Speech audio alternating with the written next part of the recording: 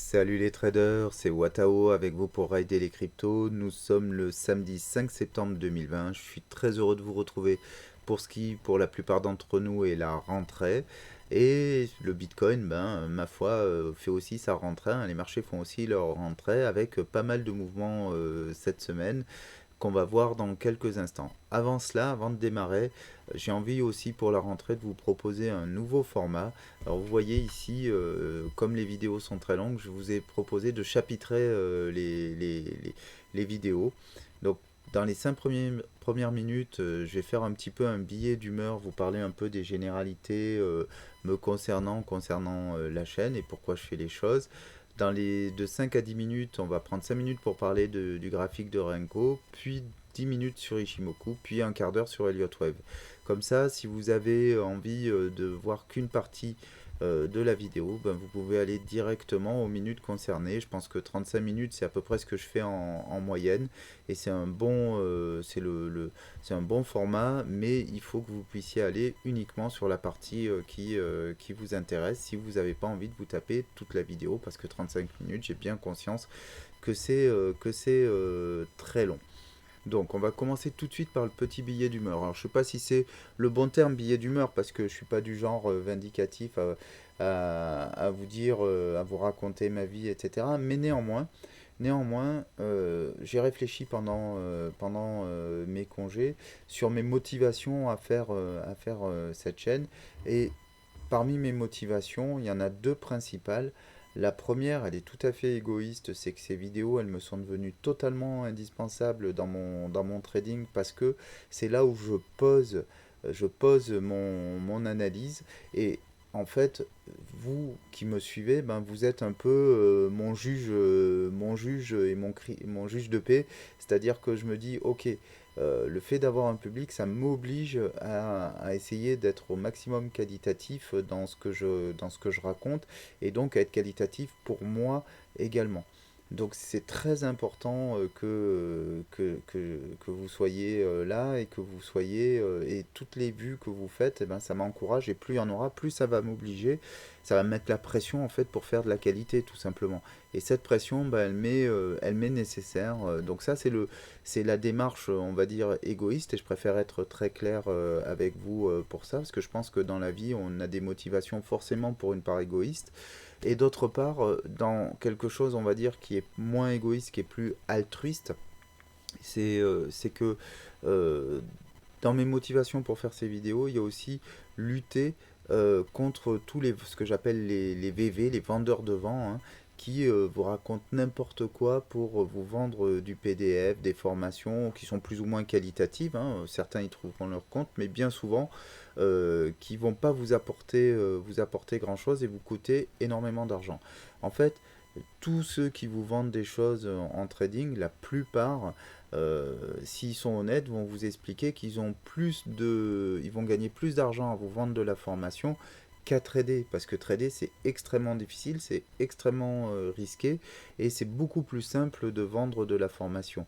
Donc s'ils sont honnêtes, et certains le sont, ils vont vous dire, voilà, je vous vends de la formation, ça me permet de gagner ma vie, certainement de manière moins risquée que le trading, mais j'essaie de vous apporter de la valeur. Ça, c'est un discours qui est cohérent. Ceux dont vous devez particulièrement vous méfier, ce sont tous ceux qui vont vous dire, je vous vends de la liberté financière pour sortir de la rat race. Alors dès que vous entendez liberté financière, moi je vous dis méfie. Méfie, ça veut dire méfiez-vous. Donc méfiez-vous, méfie quand vous entendez un vendeur de vent vous dire acquiert ta liberté financière. Ça, c'est vraiment de la connerie.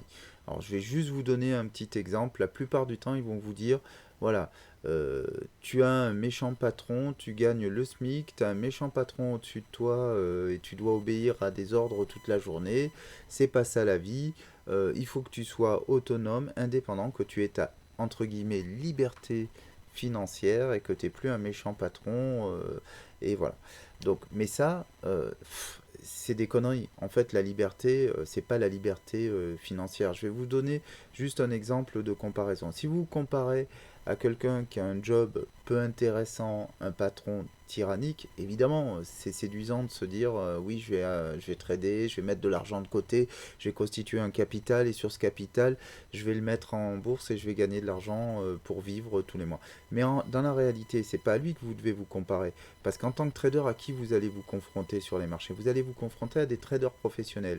Et le trader professionnel, c'est quoi? Bah, c'est un salarié. Sauf que c'est un salarié qui va gagner 20, 30 fois, 40 fois le SMIC avec les primes, d'accord? Qui peut se faire 1 million d'euros par an. Donc financièrement, lui, il est tranquille. Et d'autre part, alors oui, il a un patron qui est con, mais qu'est-ce qu'il s'en fout? Effectivement, la Société Générale, regardez comment elle a traité Kerviel. Bien sûr que il a un patron qui est pas. Ils ont des patrons qui sont pas sympas, ils ont une énorme pression. Mais financièrement, ils sont tranquilles. Surtout que eux, sur les marchés, c'est pas leur propre argent qui joue. En plus de ça, ils ont une armada d'analystes, les meilleurs logiciels, les meilleurs outils. Donc vous jouez pas du tout à armes égales avec eux. Ce que j'appelle les big boys dans mes vidéos, un terme que j'emprunte à El Fantasio, ce sont des gens qui ont c'est des armées en fait. Hein. Vous êtes comme un gars avec un opinel face à un chevalier en armure. Vous jouez pas du tout à armes égales. Donc la liberté financière en trading, elle est extrêmement difficile à conquérir. Et il ne faut pas du tout vous dire que vous allez pouvoir vivre du trading. Ça va arriver à certains d'entre vous, mais vous le savez pertinemment parce que la plupart quand même des vendeurs de vent ont l'honnêteté de vous dire que 90% des gens perdent, mais ce qu'ils vous disent pas, c'est que même après leur formation, etc., vous continuerez probablement à faire partie de ces 90%. C'est-à-dire que dans les formations ou les documents qui vont vous mettre à disposition, il y a peut-être 1 sur 10 parmi vous qui sera capable de les exploiter. Donc voilà, là où ils sont forts, c'est dans le marketing et vous vendre de l'espoir. Mais enfin, l'espoir, c'est pas ça qui va faire de vous un bon trader. En fait, en trading, il n'y a pas d'espoir, il y a du calcul. Voilà. Abandonnez tout espoir. J'ai envie de dire, c'est comme l'enfer de Dante, vous qui entrez ici, abandonnez tout espoir. L'espoir, c'est ce qui va vous faire perdre. Ce que vous devez faire, c'est des hypothèses, des probabilités.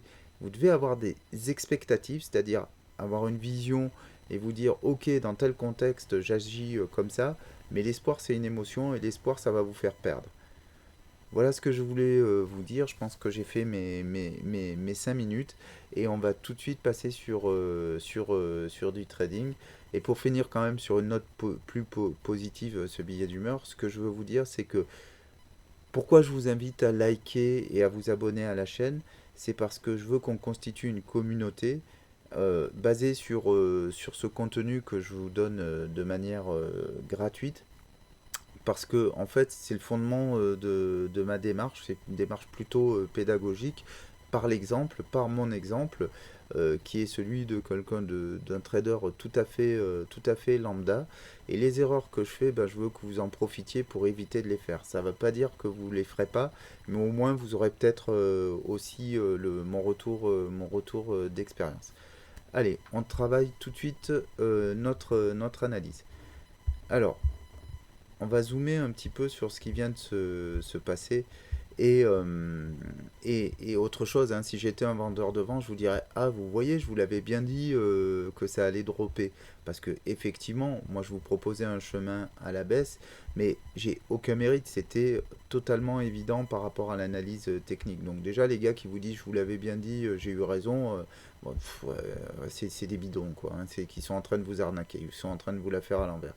Oui, c'était un peu évident, ça pouvait faire différemment, et en fait, peu importe, c'est pas parce que on a toujours une chance sur deux de se tromper en fait hein, dans les prévisions, donc ça n'a aucun sens.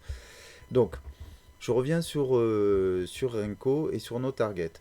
On était à peu près ici lors de la dernière vidéo, on était déjà rentré dans le territoire qu'on avait visé ici dans ce cercle vert, et vous voyez, depuis 2 jours, on l'a totalement transpercé et on est venu chercher ce support-là. Et on a rebondi sur ce support-là. Alors là, je suis au 10 300, on a rebondi sur les 10 200 et même un peu plus bas, mais je parle du point de vue Renko où on se moque un peu des détails puisque là, je suis sur des briques de 100 $. Hein. Donc nous, ce qu'on veut, c'est avoir la tendance du prix à 100 dollars près. On n'est pas dans du scalping ou du day trading, on est dans de la tendance avec Renko, de la tendance forte. Et là, on est en train de rebondir là-dessus. Donc, qu'est-ce que je retiens moi de tout ça et qu'est-ce que ça nous apprend sur la suite de l'évolution du cours? La première chose, c'est que effectivement la tendance baissière est extrêmement forte et on est descendu très rapidement. Ce qui veut dire que là, ce petit rebond auquel on est en train d'assister ici ce week-end, eh ben, pour moi, ce n'est qu'un rebond dans la tendance générale. Je ne m'attends pas du tout ici à repartir directement vers le haut. Mais si on repart vers le haut, on va le faire sur quelque chose peut-être comme ça. C'est-à-dire qu'on va aller chercher ici la prochaine résistance. Et pour moi, après, on va repartir vers le bas avec un premier support ici au niveau de la moyenne mobile. D'accord? Et puis après, on va aller chercher probablement plus bas. Ici, les 9700, 9600, on a aussi le gap à combler. Là, on pourrait avoir un rebond un peu plus fort. Mais ne nous y trompons pas, si on descend aussi bas, on peut parfaitement aller chercher beaucoup plus bas. Donc là, pour moi, on est dans une tendance baissière qui est très forte. Et il va falloir qu'on se repose un petit peu, qu'on soit prudent sur nos objectifs baissiers, parce que voilà, on pourrait aller chercher des supports beaucoup plus profonds par la suite du point de vue Renko. Donc par exemple ici, vous voyez, on va avoir une autre confluence ici au niveau des supports. Si on poursuit notre moyenne mobile ici, eh ben, cette zone-là, toute cette zone-là, voilà, ça va être un point. Nos targets potentiels, elles sont là-dedans. D'accord? Il faudra être particulièrement attentif à ces différents niveaux. Je vous rappelle que ces niveaux, ces cases rouges, comment je les ai dessinés, ou cette case jaune, c'est tout simplement en prenant ici les niveaux des différentes briques qui ont servi de support et de résistance au niveau du prix. Donc voilà, ce qu'on peut dire au niveau de la tendance, continuation baissière probablement, et différents niveaux de support et résistance. Le deuxième scénario alternatif plus probable, c'est une phase de range. C'est-à-dire que ce que je fais là, ça va peut-être pas se faire immédiatement, mais peut-être avec un petit range dans ce premier carré. En tout cas, aujourd'hui, on n'a pas trouvé le haut du range, mais ça pourrait être effectivement dans ces niveaux de support et de résistance entre les 10 300 ici et les 10 700 là. Ça pourrait être tout à fait notre niveau du range avant d'aller combler le gap. Le scénario que je privilégie le moins évidemment, c'est le rebond et puis repartir to the moon. Mais bon, voilà.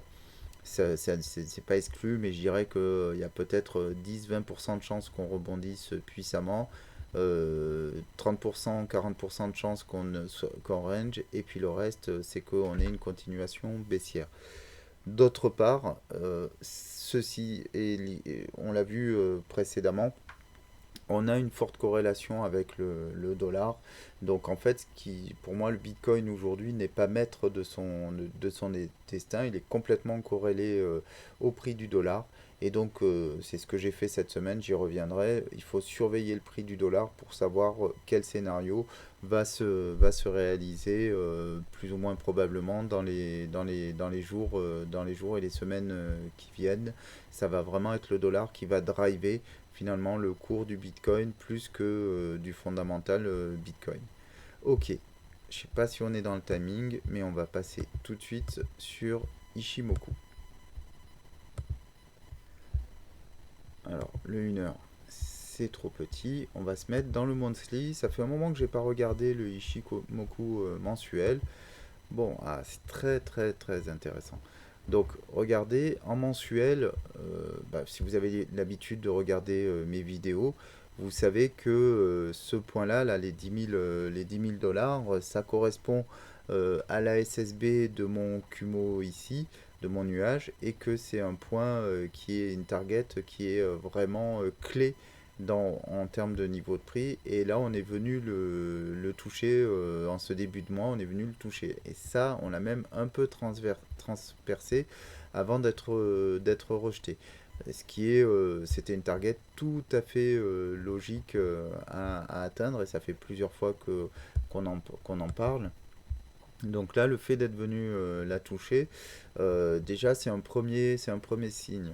C'est-à-dire que si on passe sous cette target-là, en mensuel et qu'on clôture le mois de septembre, on est au tout début, hein, donc rien n'est joué, mais si on clôture le mois de septembre sous cette target-là, clairement on rentrera dans un cycle hyper baissier avec presque une étoile du soir en retournement, une figure de retournement dans les candlesticks qui sera extrêmement bearish à long terme.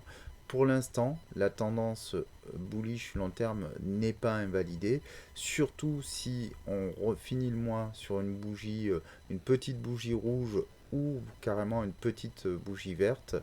Si on venait clôturer avec un doji au-dessus du Kumo, ce serait une figure de continuation haussière. Donc on est au tout début du mois, on va être très attentif à ça. Le fait d'être venu revisiter ce support, d'être venu ce qu'on appelle tester le support, c'est pas du tout négatif dans la tendance bullish. On vient tester le support, on rebondit, on va plus haut. Donc aujourd'hui, on peut rien dire par rapport à cette bougie mensuelle, bien sûr, on est en début de mois. Néanmoins, voilà, on est attentif à deux choses. Si on va voir comment ça se comporte dans les jours qui viennent, mais si on vient là finir le mois sur une bougie verte, que la Tenkan croise la Kijun, on sera dans une continuation haussière malgré ce nuage rouge ici qui switch. Hop, qui a switché vert puis rouge ici, mais s'il re-switch dans le vert là, bah, ce sera plutôt positif. Maintenant, je vous cache pas que je suis un peu plus pessimiste sur la tendance haussière moyen terme, parce que on va voir que dans les petites unités de temps, voilà, c'est beaucoup moins bullish. Alors, si on regarde, je passe passer du monthly au daily, c'est un peu violent. On va regarder dans le weekly d'abord. Donc, de manière hebdomadaire, est-ce que la tendance baissière est totalement la tendance haussière est stoppée? Bah non, pas du tout. Pas du tout.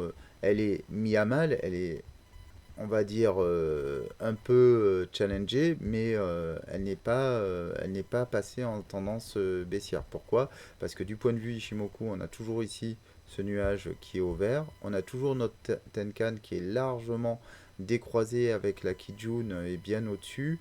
Le prix, la Tenkan, la Kijun qui sont au-dessus du Kumo. Pareil pour la Lagging Span, la Shiku qui est au-dessus du prix. Donc on n'a pas encore un signe hebdomadaire de retournement baissier. Ça veut dire quoi? Ça veut dire aussi, regardez, là j'ai remis nos 10 000 dollars à notre résistance à la baisse ici. Voilà, on est pile poil dessus. C'est-à-dire que même si on a une continuation baissière, nos prochaines targets c'est ici autour du comblement du gap. Tiens, j'avais pas vu cette trendline. Bon, les obliques en trendline, ça veut pas forcément dire grand-chose, mais disons que voilà, on aurait peut-être aussi là, il faudrait regarder dans le détail, mais surtout, on a ici notre plat de nuages, notre SSB qui va être un support. Après, pareil ici en support la Kijun.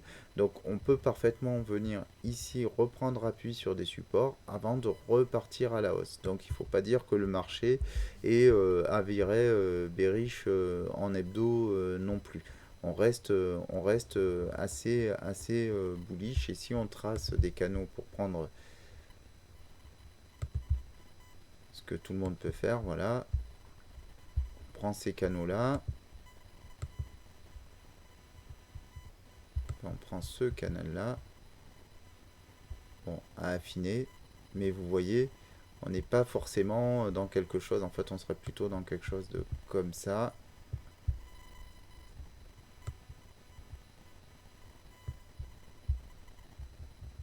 Et là, ce que vous diraient certains analystes, c'est, je sais plus comment ça s'appelle,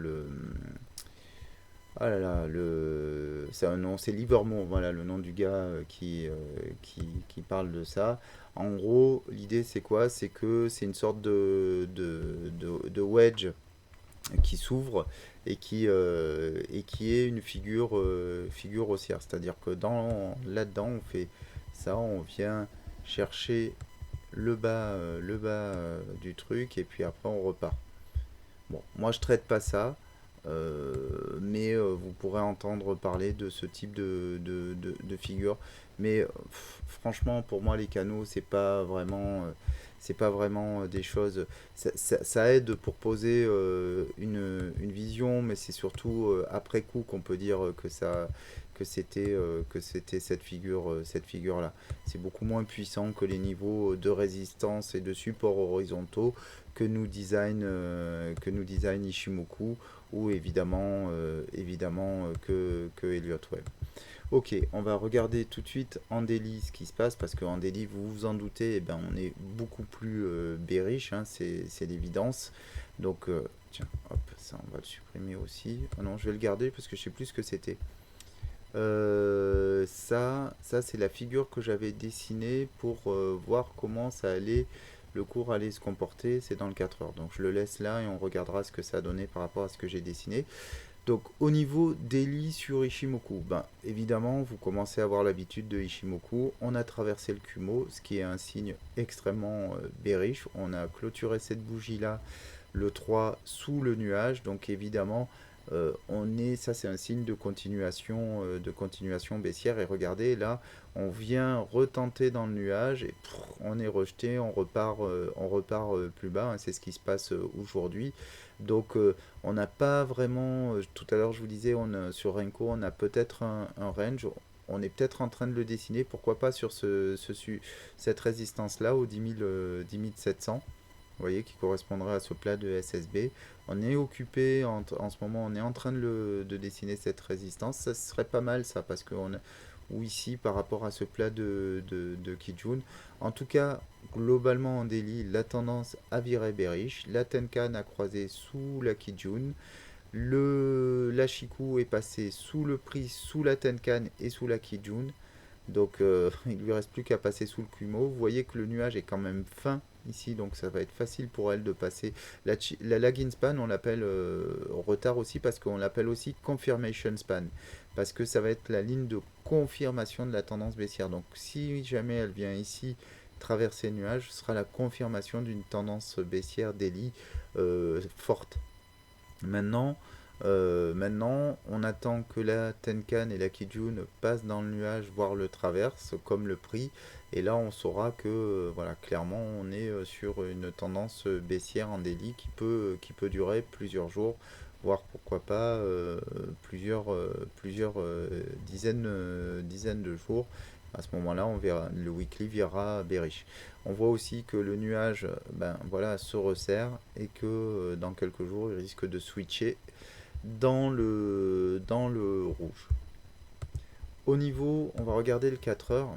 Donc oui, la dernière vidéo, on devait être là, on devait avoir croisé ici.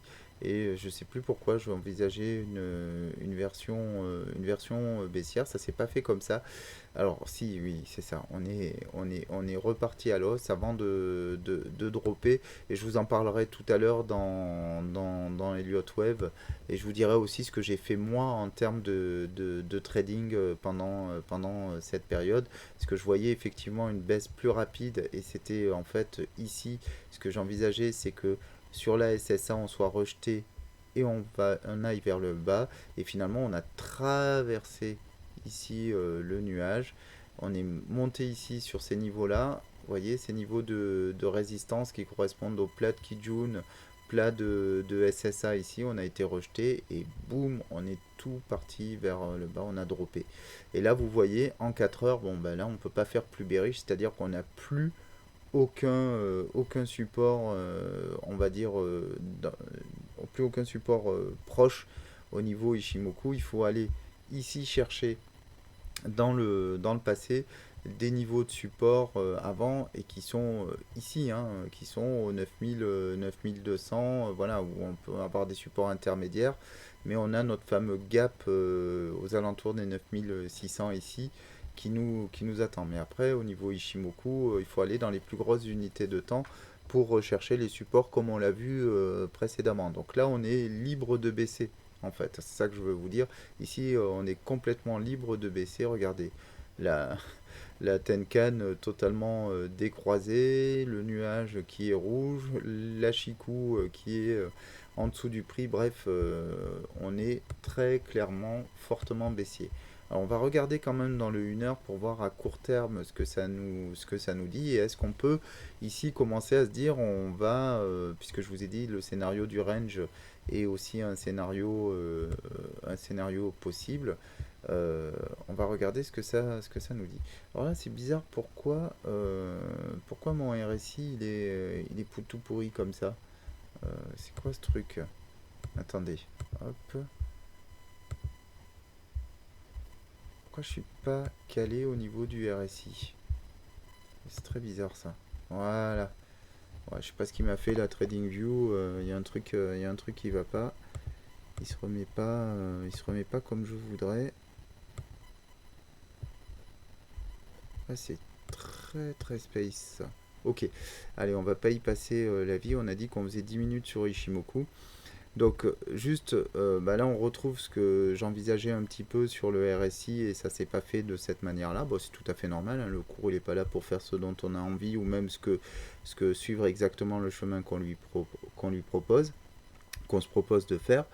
Ce qu'il faut regarder là, voilà, c'est que donc on a fait cette baisse magnifique cette semaine. Là, ce que je vois, c'est que entre ce plus bas au niveau du prix, ici ce plus et celui-ci, le plus bas au niveau du prix et le précédent plus bas, on a une divergence. Alors je sais pas pourquoi là mon truc est un peu pourri au niveau du RSI, il se met pas comme il faut, mais vous voyez ici la divergence, on va la dessiner quand même. Hop, hop. Voilà. On ne peut pas faire plus beau en termes de divergence haussière, évidemment. Derrière, voilà, le prix a grimpé. Maintenant, regardez comme il vient buter ici sur la SSA. Donc là, on est vraiment en train de faire ça, bon, avec ce beau cume rouge. La Tenkan ici, on a notre fameuse C-clamp, notre pince en C qui est en train de se refermer. Donc si on devait être rangy, on est en train de dessiner quelque chose peut-être de ce type là. C'est-à-dire que ici on aurait, je parle dans le 1 heure, hein. Hop, on aurait notre bad range. Non, pardon. Notre bad range, il va être plutôt ici. Le bad range possible. Et notre haut de range. Voilà. Parce que effectivement, si ici on vient un peu remonter dans le week-end, puisqu'on n'est plus un FOD, il n'y a plus de cotation du dollar, donc le Bitcoin va faire sa vie. Donc ici on a ce plat de Kijun, ce plat de nuage, la SSB. Ce serait pas étonnant de venir drifter un peu là-dedans et puis de venir faire des plus bas là, etc. Histoire de nettoyer les différents stop loss un peu trop serrés, parce qu'il y a aussi le market maker qui a son rôle à jouer, et donc de faire dropper ici par rapport à par rapport à ça, à ce plus haut là, hop, je veux dire ici qu'on vient chercher les 61,8 ou les 76,4, voilà, voire les 90% de Fibo. Vous voyez, c'est ça, on peut avoir tout à fait un range dans cette zone là. On vient chercher ici, on remonte là, etc. Donc on va voir comment ça se passe dans les heures qui viennent. Mais voilà, là, se dire ok, je vends ici, pour moi, c'est peut-être un peu prématuré. Après, si on vient ici percer la Kijun, pourquoi pas. Mais bon, à mon avis, là, on va plutôt ranger durant ce week-end entre ces deux bornes. Ok, allez, on a passé assez de temps sur Ishimoku, je sais pas combien de temps on a fait, mais on va tout de suite partir sur Elliott Wave. Alors, au niveau Elliott Wave, je vous avoue que j'ai pas vraiment repris mon décompte depuis la dernière fois. Alors, je vais vous dire ce que j'ai fait cette semaine en trading. pour que ce soit parfaitement clair. On peut pas dénoncer les vendeurs de vent et pas dire exactement comment on trade. Alors, il faut savoir que, je vais enlever ça pour que ce soit un peu plus clair. Il faut savoir que, bien sûr, je fais de l'analyse technique et je vous propose ça. Regardez, d'ailleurs, si on n'est pas là parfaitement dans le chemin que j'avais proposé, regardez, vague 1, vague 2. Ok? Donc, je vais y revenir. Mais ce que je veux vous dire, c'est que moi, cette semaine, j'ai pris beaucoup de trades. J'ai pris beaucoup de trades et je les ai pas pris comme ça par rapport à Ishimoku. Là, vous avez dans le Trello, dont le lien est dans la description, hein, vous avez tous les trades que j'ai pris. Et j'en ai pris des gagnants, des perdants, etc. Et j'ai pas tradé en fait par rapport à Elliott Wave. J'ai tradé en intraday, en daily, et j'ai tradé par rapport au dollar. Le dollar qui monte, le bitcoin qui s'affaiblit, le dollar qui baisse, le bitcoin qui monte. Et j'ai pris vraiment des trades court terme, jour par jour. Dans le cadre de mon analyse globale, en fait, j'ai pris des shorts, des longs en fonction du sens du vent. Alors, vous allez me dire, oui, mais tu avais un trade ouvert en short ici au 12 350, hein, il est où mon trade celui du 18,08, mais voilà, 12 350. Mais en réalité, ce qui s'est passé, c'est que donc j'avais ouvert ce trade ici. Quand il y a eu cette remontée là, à un moment donné, j'ai dit j'ai plus pu supporter la remontée parce que mes targets, on va du coup se mettre en 12 heures pour voir ce qui s'est passé. On va se refaire le film. Donc en fait, ces targets-là à la baisse, j'étais très bien. Et puis le cours a commencé à remonter. Et à un moment donné, en fait, ça a atteint mon niveau maximum pas mon stop loss, hein, mon stop loss, je l'avais mis là. J'étais en stop loss ici. Et alors, j'aurais pu attendre simplement qu'il soit repris. Mais en fait, quand j'ai dépassé ce niveau-là, je me suis dit non, là, ma ABC, c'est pas possible. On est trop étendu. Donc, qu'est-ce que j'ai fait? J'ai pris mes bénéfices, je me suis placé en longue sur ces niveaux-là à peu près, j'ai pris cette hausse-là, je me suis remis en vente quelque part, ici vous regarderez dans le Trello, je ne sais plus les niveaux, je me suis remis en vente, j'ai pris mes bénéfices ici, je me suis remis en longue ici, un tout petit long, et puis je me suis remis en short là. Par contre, ce short-là, j'ai pas pris tout le short, hein, je vais pas vous mentir, j'ai revendu ici sur cette target-là, alors qu'en fait derrière c'est venu dropper encore plus. Donc voilà, donc j'ai pas pris toute la baisse là, parce que ici en fait on est trop remonté. Et comme je vous le dis souvent, le market maker il veut pas que tous les shorteurs de la terre soient payés tous les shorteurs de la terre, puisque le short était évident. Donc c'était logique qu'il remonte au maximum pour faire aller chercher les stop loss. Et ben je n'ai pas supporter la pression. Et donc voilà, j'ai pas fait le short en un seul mouvement, etc. J'ai repris du long et tout. Alors au final, bilan de tout ça, probablement que si j'avais eu la main moins faible, j'aurais gagné plus d'argent, en tout cas plus tranquillement. Mais après, chacun sa psychologie, et c'est ça que je veux vous dire. C'est qu'il y a il y a l'analyse et puis il y a ce qu'on fait en matière de trading. Et c'est ça le plus dur, c'est sa psychologie à soi. C'est pour ça que je reviens sur mon introduction. Ceux qui vous vendent des méthodologies de trading, voire même qui vous parlent des aspects psychologiques, ben, ils vous donnent des indications. Mais le trading, c'est vous-même qui devez l'apprendre face à vous-même. Moi, comment je fais pour travailler ma psychologie? Eh ben, je la partage avec vous. Et ça m'oblige finalement à me dire, ok, j'ai une communauté, j'ai des gens qui regardent. Alors on n'est pas nombreux certes, mais vous êtes là. Et donc moi, ça me fait me dire, ok, mais enfin, qu'est-ce qu'ils vont dire de ton trading? Et ben voilà, en étant transparent, ça m'oblige à me poser deux fois la question et à me faire, en fait, vous me servez de miroir pour analyser ma psychologie et essayer de m'améliorer. Et ma faiblesse, elle est clairement là, elle n'est pas dans mon analyse. parce que mon analyse, eh ben, vous le voyez, hein, si vous me suivez, elle est pertinente, elle n'est pas juste ou fausse, parce on peut avoir d'autres décomptes, mais en tout cas, elle est pertinente par rapport à la tendance. Mais après, ce que je fais en termes de trading, c'est encore autre chose.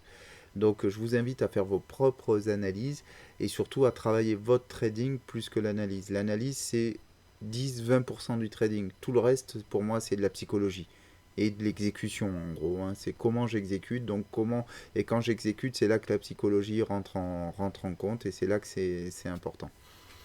Ok, allez, on passe à de l'analyse pour le coup. Alors, ces décomptes-là, bah, ils sont pas bons. Ils sont plus bons, on va dire, en tout cas au niveau micro. Globalement, ma 1 vers ma 2, pour l'instant, pour moi, elle est valide, puisqu'on est sur cette target-là. Alors, je ne me rappelle plus laquelle c'est. Hop.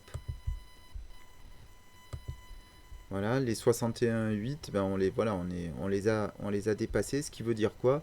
Ben, ce qui veut dire que la prochaine target, c'est les 76,4 ici. Donc comme celle-ci, on va la cloner. Voilà. Mince. Donc prochaine target, c'est 76,4. Et bien sûr, c'est le comblement du gap ici qui est en vert. Donc très clairement, ici, il n'y a aucun souci sur le comblement du gap. Target supplémentaire, hein, puisque bah, même ceux qui y croyaient pas trop maintenant, ils vont être obligés de... Ah, c'est pas le bon truc. Euh, tac. Ceux qui y croyaient pas trop maintenant, ils vont bien être obligés de l'envisager. Target supplémentaire, ici, les 90% de retracement.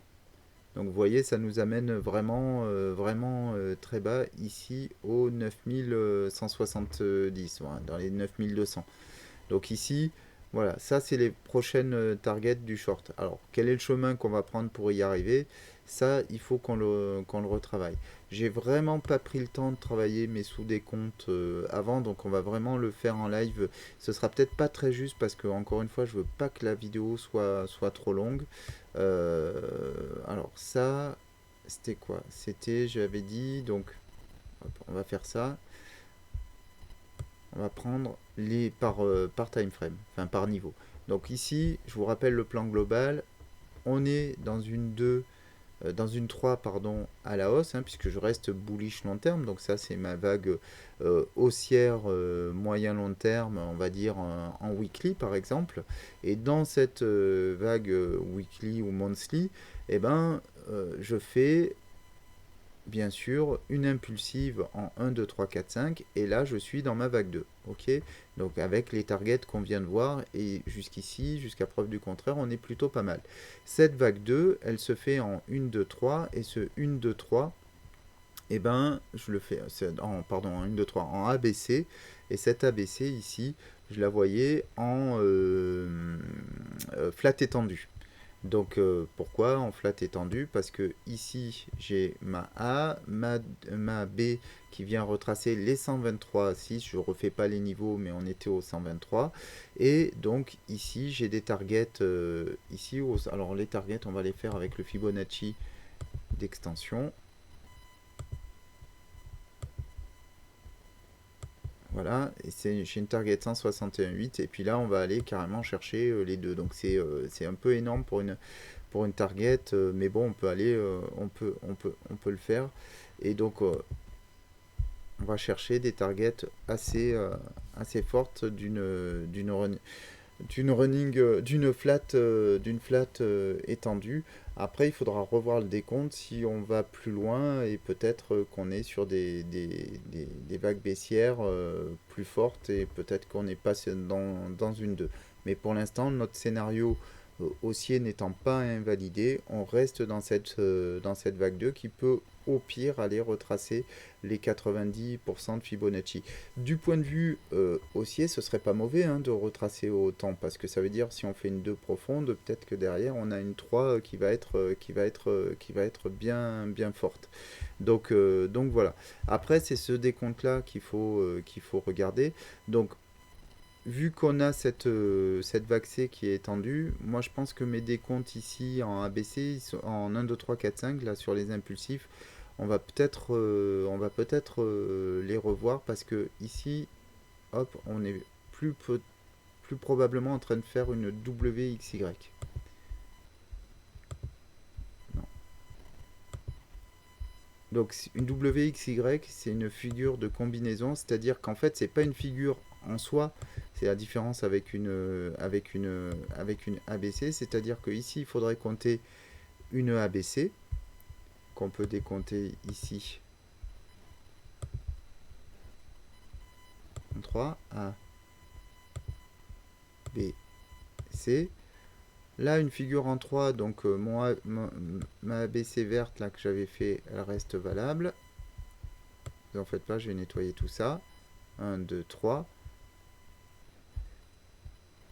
Et ici, on descendra en 3 ou en 5. Et en fait, une 5, ce serait... oui, on descendra en 5, pardon, pas en 3. Avec quelque chose comme ça. Une 4 et une 5. Ok, on va faire tout ça propre. On va nettoyer les autres décomptes. La ABC ici, ça reste valable en sous décompte. La 1, 2, 3, 4, 5 dans les petites unités de temps, ça reste valable. Et ici, 1, 2, 3, 4, 5 ici dans la A, ça reste valable. Ok, donc ça c'était quoi? C'est ma 1, 2, 3, 4, 5. Non, celle-ci. Voilà.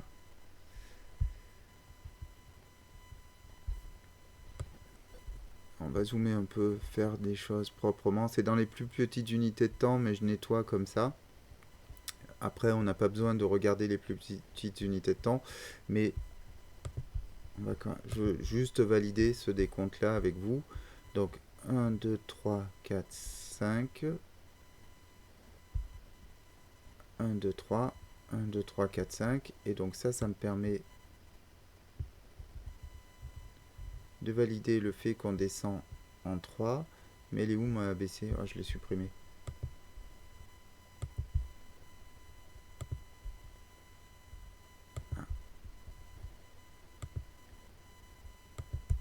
On va la mettre en plus visible parce que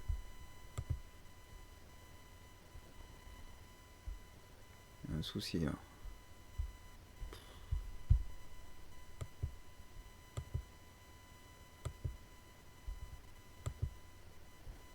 Ok. Ah, c'est incroyable. Comme on dit dans ces cas-là, votre serviteur est une brêle. Voilà, excusez-moi, j'ai deux mains gauches, hein. C'est c'est terrible. Voilà, ma ABC ici, même si c'est dans l'unité de temps inférieure, je vais quand même la mettre un peu plus en avant. Voilà, et ici, on est sur la 1, 2, 3, 4, 5, que je vais bien repositionner. Tac. Voilà, 1, 2, 3, 4, 5. Et là, vous voyez, la 2, elle est petite, donc la 4 devrait être plus conséquente. Alors, soit on peut déjà la mettre là, mais je pense que on peut encore aller chercher un peu plus haut. On l'a vu avec Ishimoku tout à l'heure. Donc, on va juste se donner une target là en fibre de retracement par rapport, hop, ici à ma 3. Ouais, voilà. En fait, putain, on a des targets quand même qui peuvent aller au moins au 38,2 voire au 50, hein. Donc méfiez-vous. On peut venir chercher jusqu'ici sur cette carte 4 qui serait très profonde. C'est pas des targets habituels pour une 4, mais vu que la 2 ici est toute petite, c'est possible. On va enlever ça qui nous sert plus. Voilà. Et notre fameux gap ici. Donc voilà en fait peut-être le décompte sur lequel il faut se baser maintenant. De toute façon, on pourra le confirmer là dans les jours et les heures qui viennent. Euh, Autre chose que je voulais vous dire, pendant cette période de trading, j'ai énormément utilisé en intraday le stochastique dans une stratégie toute bête euh, qui est tout simplement de vendre les croisements, de vendre plutôt les croisements au-dessus là des 80% et d'acheter les croisements en dessous des, c'est combien ici, en dessous des 20% en fait. Hein. Donc en dessous cette ligne-là, tac, ça croise, j'achète et je vends inversement parce on a vraiment fait ce ping-pong. Hein, regardez. C'était un peu textbook, quoi. Il n'y avait pas tellement à se poser de questions. Voilà, ouais, c'était du facile. Donc j'ai beaucoup tradé avec le stochastique en descendant même dans le quart d'heure pour prendre mes points d'entrée, d'achat et de vente.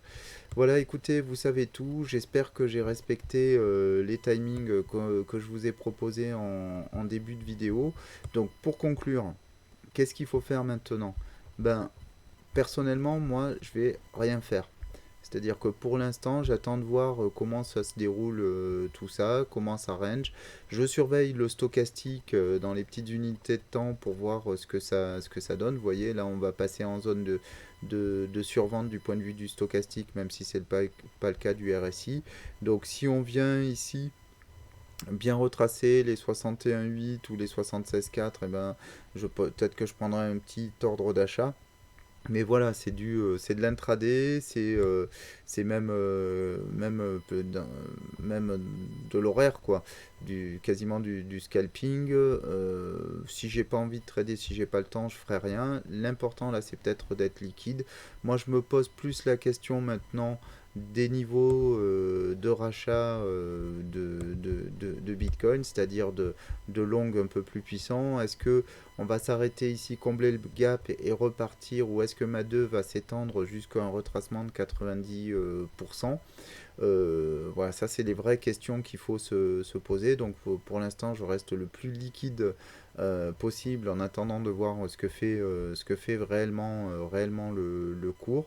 Je ne voudrais pas voir mon scénario haussier invalidé, mais sans qu'il soit invalidé, il y a quand même une alternative importante que je vous cite depuis longtemps, qui est de dire que dans mon scénario haussier global, il y a quelque chose qui ne me plaît pas depuis le début, c'est cette énorme 2 ici qui est trop haute selon moi, qui n'a pas suffisamment retracé. Donc après, si vraiment on venait à aller chercher beaucoup plus bas, bah, qu'est-ce qui va se passer? Je vous l'ai déjà dit dans des vidéos précédentes, on viendra faire une 2 comme ça, on viendra revoir ce décompte là et chercher à placer une vague 1 beaucoup plus haute comme ça et dire que ma 2 est là. D'accord. Donc ça change pas énormément de choses, hein. On change enfin ça change beaucoup le décompte, mais ça change pas l'esprit du décompte. Ça veut dire qu'on va aller chercher plus bas la 2, ce qui est quand même plus sain dans le cadre de notre scénario aussi. L'autre point, c'est que regardez ici, qu'on vient de tester l'oblique, on a percé cette oblique là, et on a dit ok maintenant on est dans un scénario haussier parce qu'on a percé cette oblique là. Bah, revenir la tester dans les jours qui viennent, donc revenir aussi bas que 8800, c'est tout à fait logique. Alors on peut le faire avec cette 2 là, hein, comme on l'a vu, on peut le faire avec cette 2 là, ou peut-être qu'on peut le faire un peu plus puissamment avec un autre décompte. Donc peu importe, ça change pas grand chose au fait de dire que là, voilà, ce décompte-là nous a bien servi, nous a bien rendu service pour placer nos trades. Il reste complètement valable pour le moment. Donc on va continuer à le suivre tel quel et on se reposera des questions si jamais le cours change beaucoup plus. Voilà les traders, c'est le moment de pas trop toucher au, au Bitcoin, de regarder un peu comment il se déploie ce week-end et surtout de regarder à partir de lundi comment se comporte le dollar et les marchés. C'est la rentrée, ça va nous donner le ton pour plusieurs semaines. Il y a des choses que j'ai pas dites, comme il y avait un épaule tête épaule, il y avait des choses comme ça. Bon, c'est pas des choses que je suis trop, hein, je préfère rester sur mon Elliott Wave.